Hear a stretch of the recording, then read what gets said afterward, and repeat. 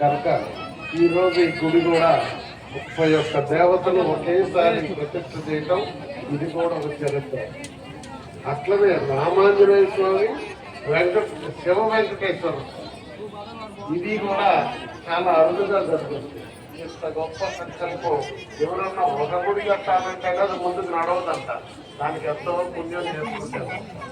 మీరు ఇన్ని గుళ్ళు చేయడానికి మీకు భగవంతుడు ఇంత పుణ్యం ఇచ్చినందుకు మరొకసారి మీ అందరిని అభినందిస్తూ ఈ గ్రామం కలకాలం గ్రామంలో ఉన్న ప్రజలు సుఖంగా సంతోషంగా వారి జిల్లాలని సంపద్వంతంగా ఆయన అయ్యగారు చెప్పినట్టు బంగారు పాలెం కావాలని మనస్ఫూర్తిగా కోరుకుంటూ మా మధ్య ఉన్నటువంటి అనుబంధాన్ని మేము ఉన్నంతకాలం జీవితాంతం మనం కలిసి మెలిసి ముందుకెళ్దామని మీ అందరికీ తెలియజేస్తూ సెలవు తీసుకుంటాం.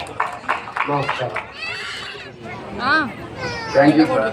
రఘురామ్ గారు, జనందరావు గారు, మీరు అమూల్యమైన ప్రసంగాన్ని కాకుండా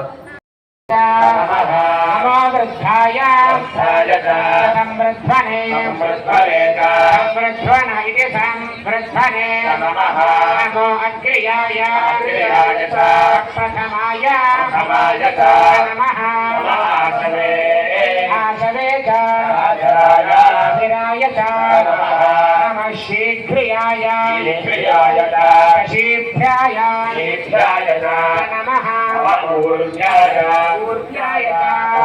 अस्मन्याय नमः सोमस्याय दीप्याय नमो ज्येष्ठाय कनिष्ठाय नमः पूर्वजाय पूर्वाजाय